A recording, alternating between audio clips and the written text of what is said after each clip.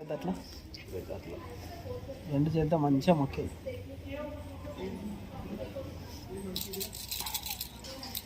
ఇంకొకసారి 3 సార్లు ఇంకొకసారి మంచిగా మొక్కే మూడోసారి. ఏం పేరు 3 వచ్చినాయి కానీ నవ్యశ్రీ నవ్యశ్రీ నవ్య జాతకం ఏంటంటే నిజమైతే నేను చెప్పు. ఇందాక నువ్వు చెప్పినా కాదంటావు, నిజం చెప్తే నిజం చెప్పు, అబద్ధం అయితే కాదని చెప్పు. ఓకేనా? ఆదాయం తక్కువ ఖర్చు ఎక్కువ ఉంది పేరు మీద, నవ్య అనే పేరు మీద. కానీ జాతక రేఖలు ఏంటంటే నేను పేరు మీద మాత్రం ఉన్నది కానీ నీకు తాగిన నీళ్ళు ఎంగిలి నీళ్ళు ఉంటాయి కదా, విష్ణు భగవాన్ దిక్కు పారేది, సూర్య భగవాన్ దిక్కు. నీకు నల్లయి ఎర్ర బట్టలు అస్సలు పనికిరావు. నల్లయి పనికిరావు, వేసుకోవద్దు. వేసుకున్న బట్ట దానం ఇవ్వద్దు, నా బట్టలు వేసుకోవాలి దానం ఇవ్వద్దు. కానీ ఇప్పుడు సొంత స్థానంలో ఏంటంటే మాత్రం నువ్వు బతకటానికి జాబ్ స్థానంలో ఉండాలి. కానీ ఇక తిరగబాటు మాత్రం ఉంటే నష్టం అని వచ్చింది. కానీ ఇప్పుడు సొంతంలో ఉన్నావు కదా, జాబ్లో అంటున్నాను, నువ్వు సొంతంలో అంటే జాబ్ అంటున్నాను ఉన్నావు. కానీ ఇంకొక స్థానం ఉన్నది కదా, నీకు కూడా పర్వాలేదు కదా. ఇప్పుడు స్థానం ఉంది, నీకు రాతలు మాత్రం ఉన్నది. కానీ పేరు మీద మాత్రం సూర్య చంద్ర మంగళ గురు శని రావుకేతు. నీకు నూతన సంవత్సరం స్థానంలో మాత్రం జనవరి 5వ తారీఖు నుంచి బాగుంది కదా. నీకు జనవరి 5వ తారీఖు నుంచి బాగున్నది. నువ్వు దేవుని నమ్ముతావు, శివునికి అక్క శివుని నమ్ముతావు కదా. ఒకసారి నీ చేతితోటి శివునికి పంచామృతాలతో స్వామికి నీళ్ళతో ముందు కడిగి, ఇట్లా బయట లింగాలు ఉంటాయి కదా, స్వామికి ఒక 5 బిందెలు, అర్థమైందా, 5 బిందెలు స్వామికి వేసి కడిగి స్వామికి పంచామృతాలతో స్వామికి పూజ చేసి ఒక 5 అగరబత్తీలు 5 టెంకాయలు కొట్టి స్వామికి ఒక పెద్ద పూలదండ స్వామి మేడలు వేసి, ఆ స్వామి మేడలు వేసుకున్న పూలదండ నీ మేడలు వేసుకో. నీ పట్టింది బంగారం అవుతుంది. నీకు నీ అనుకున్న పని అవుతుంది. ఆ దేవుని కటాక్షం బాగుంటుంది. నీకు అనుకున్న పనులు అయితే నీకు సరదా నీకు తోడు నీడ ఉంటుంది. నీ రాతల నీకు 3 మూలు కూడా పడేది ఉన్నది. ఈ మేజుల్లో కనబడుతుంది కదా. నీకు అసలు వద్దనుకుంటున్నావు ఏమో, నువ్వే అంటున్నావు. 3 మూలు అంటున్నావు, నువ్వు తెలుగు వస్తుందా నీకు? 3 మూలు అంటే కళ్యాణం బలం మేజుల్లో కనబడుతున్నది. బలం వస్తుంది నీకు, బలం వస్తేనే పెళ్ళి అవుతుంది, బలం లేదు పెళ్లి జరగదు. కానీ పెళ్లి బలం వచ్చింది. కానీ నువ్వు వద్దనుకుంటే వచ్చే సంవత్సరం ఇక ఇది ఇక మే జూన్ దాటింది అనుకో, నవంబర్లో ఉంది అంటున్నాను. అంటే కార్తీక మాసంలో ఉంది. కానీ నీ మనసులో ఉన్న వ్యక్తి రావాలి వచ్చిందంటే మాత్రం ఖచ్చితంగా వచ్చిండని కనబడుతుంది. వచ్చిండా చాలా మంచి వ్యక్తి వచ్చింది. కానీ ఆ వ్యక్తి నీ వైపే ఉంటాడు కానీ నీకు ఎప్పుడు నీకు సపోర్ట్గా ఉంటాడు. కానీ నీకు వదిలేసి పోయేటోడు కాదు. అర్థమైంది, వదిలేసి పోయేటోడు కాదు. కానీ నువ్వు ఎవరికి మాట్లాడినా, ఎవరితో చెడు చూపించేసినా నీ రాతలు మాత్రం నీ ముందు ఒక తిరిగి మాట్లాడతారు. ఎవరైనా అంటున్నావు నువ్వు ఒక సోబత్ పనికిరాదు అంటున్నావు. నీకు ఇప్పుడు నువ్వు పోతావు దోస్తానంలో ఒక వ్యక్తి, నువ్వు మాట్లాడుతూ కానీ అందరూ నీలాగా ఉండరు, నాలాగా ఉండరు. ఎవరి మనసులో ఏమిటో చెప్పలేం కదా. నీ మనసు మీద అంటే శరీరం మీద కన్ను పడుతుంది కానీ మనసు మీద కన్ను పడది. కానీ నీ మాట్లాడుతూ మంచిగా, కానీ ఇతరులు నీ దగ్గర వెనక ముందు ఒక మాట చెప్తారు, ముందు ఒక మాట చెప్తారు. నీకు నమ్మొద్దమ్మా అంటున్నాను. నమ్ముతా. ఇప్పుడు నీ రాతలు మాత్రం ఇదివరకు నువ్వు చేయని తప్పుకి ఒక వ్యక్తుల్లో నీ బదలం పోయిందా లేదా నిజం చెప్పు. మరి ఇందాక నువ్వు అబద్ధం అన్నావు, ఇందాక చెప్తే అబద్ధం మొత్తం చెప్పినాను. చెప్పాను చెప్పాలి అని చెప్పేసి అంటే ఆమె ఏంటంటే ఎక్కువ చెప్పాలని చెప్పేసి అంటది ఆమె గురించి. అట్లా ఆమె ఉద్దేశం అది ఉంటుంది. నాకేందమ్మా ఇట్లా చెప్పిన అదే కానీ ఇప్పుడు మాత్రం అందరికీ పక్కన పెట్టాలి. నువ్వు చేసే పని నువ్వు చేయాలి. ఇప్పుడు 100 రూపీస్ సంపాదిస్తే ఇప్పుడు నీ దగ్గర 100 రూపీస్ ఉన్నాయనుకో, నువ్వు ఎట్లయినా ఆదా చేస్తున్నావు. అర్థమైంది నీ మాటలో నాకు. కానీ 100 రూపీస్ సంపాదిస్తే 70 రూపీస్ వెనక పెట్టి 30 రూపీస్ నీ చేతిలో పెట్టుకొని అదే స్థానంలో నువ్వు ముందే నడుస్తూ మాత్రం ఉన్నంత స్థాయికి నిలబడతావు. ఫ్యూచర్లో ఒక్కో స్థాయి నిలబడతావు. నీకు ఆడి అమ్మాయి మోగ అమ్మాయి 2 సంతానం ఉన్నారు ఫ్యూచర్లో. నీకు మాత్రం సంతానం 2 ఉన్నారు. నీకు మంచి పనులు అయితే నీకు కానీ అబ్రాడ్ పోయేది ఉన్నది. కానీ అక్కడ కంటే ఇక్కడ రెట్టింపు సంపాదించేది ఉంది కదా. అక్కడ కూడా పోయి చేసేది ఏం లేదు. ఇక్కడనే ఉన్నంత స్థాయి నిలబడే ఆతాడు. కానీ ఏంటంటే మాత్రం నీకు దగ్గర వాళ్ళ సాయం లేదు. మీ ఇంట్లో ఎవరి మాట ఎవరికి కరెక్ట్ లేదు అంటున్నాను. ఎవరి మాట వాళ్ళకే ఉంది. తిన్నామా పడుకున్నామా తెల్లారింది అట్లనే ఉన్నది. ఎందుకు నవ్వుతున్నావు? సీరియస్గా అమ్మ తిన్నామా పడుకున్నా తెల్లారంగా ఉంది, కానీ ఎవరి మాట వాళ్ళకి కరెక్ట్ లేదు. దాంట్లో నీ మాట ఎన్నోర్లు మాత్రం బాగుపడతాడు, లేకపోతే వాళ్ళ కర్మ. కొట్టలేవు తిట్టలేవు కదా, తిట్టిన ఊకంటారా, కొడతా ఊకోరు కదా. కానీ నీ మాట ఎన్నో బాగుపడతాడు. నీ మాట వినాలంటే నువ్వు నచ్చిన వ్యక్తిని 100% చాలా మంచి వ్యక్తి ఉన్నారు, నీ స్థానం మంచిది. నీ ఇంటికి వెళ్ళి బయట నువ్వు ఎప్పుడు బయట అడుగు పెడతావు, వాళ్ళ ఇంట్లో లక్ష్మి పొంగుతుంది, కానీ మీ పోతే వాళ్ళ ఇంట్లో లాభం ఉంటుంది అంటున్నాను.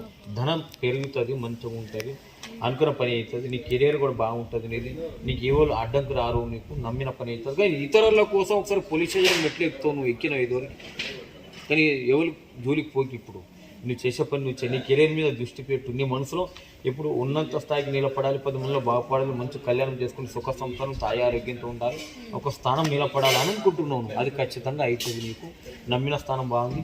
ఈ శివరాత్రి నుంచి ఇంకా బాగుంది పోయిగా నీకు. శివరాత్రి నుంచి చాలా బాగుంది నీకు.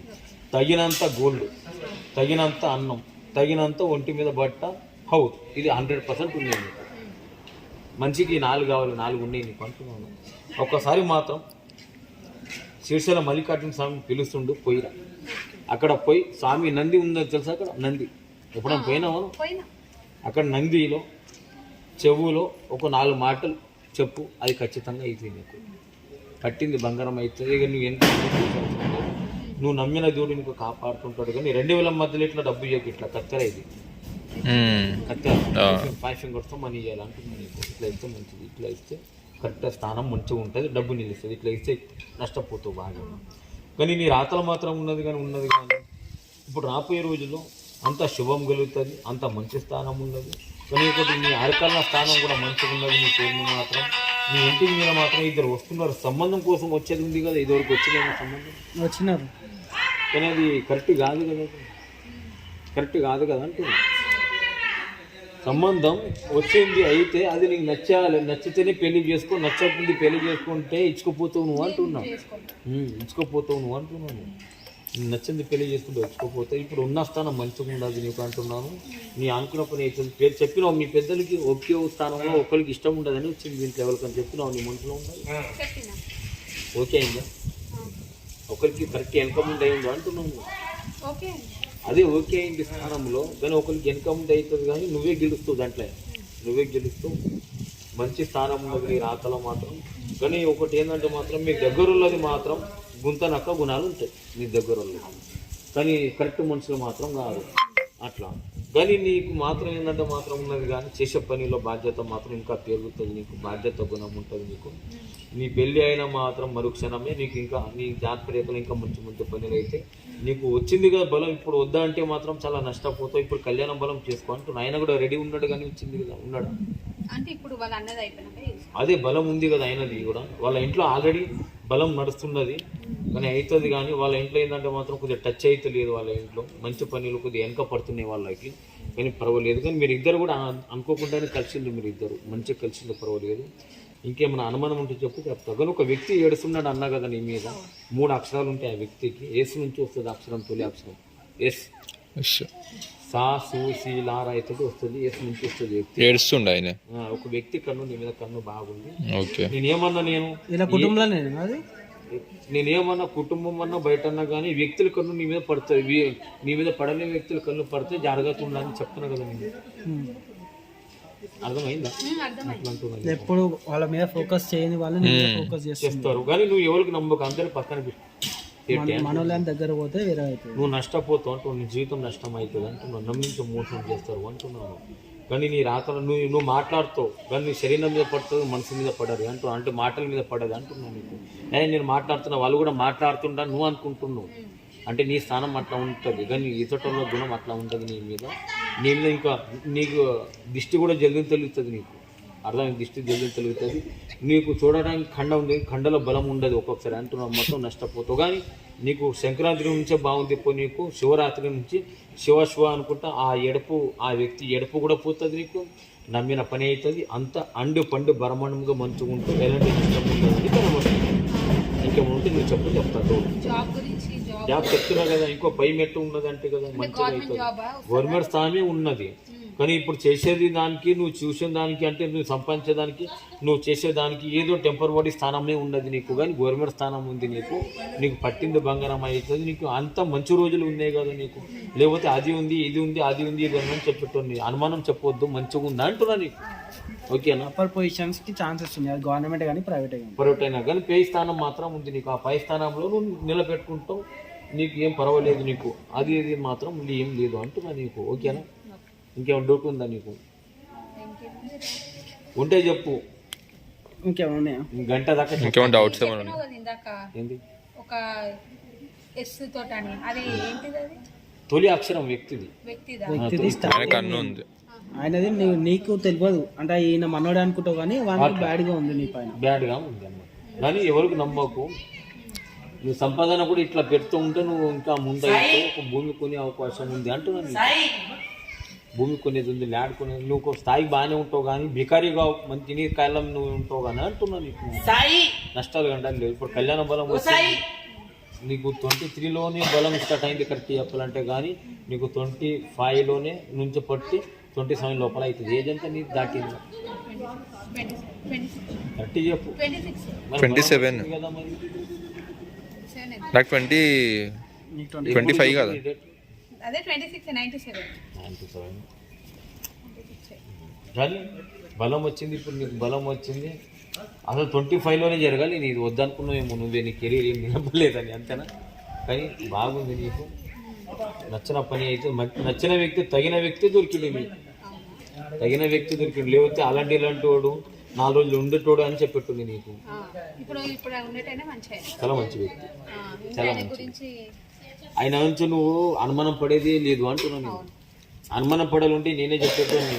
నేను 4 రోజులు అనుభవించి పోయేట వ్యక్తి అని అన్నట్టుంది నీకు. అనుభవించి అంటే అర్థం తెలుసుకుని నేను చెప్పేది నీకు. ఇప్పుడు పెళ్లి చేసుకుని 4 రోజులు బాగుండి తర్వాత తెచ్చుకోపోయేటోడు కాదు. అట్లా అంటున్నాను. చాలా మంచి వ్యక్తి. నువ్వు గెలిపించే వ్యక్తి ఆయన గెలుస్తాడు. ఇద్దరు బాగుంటారు. హిమాయింది అట్లా నేను చెప్పాను. నేను మంచి వ్యక్తి వచ్చానని చెప్పినాను. రాకపోతే నేను ఈ వ్యక్తి కరెక్ట్ కాదని ఓపెన్గా చెప్తాగా. ఇంత చెప్పిన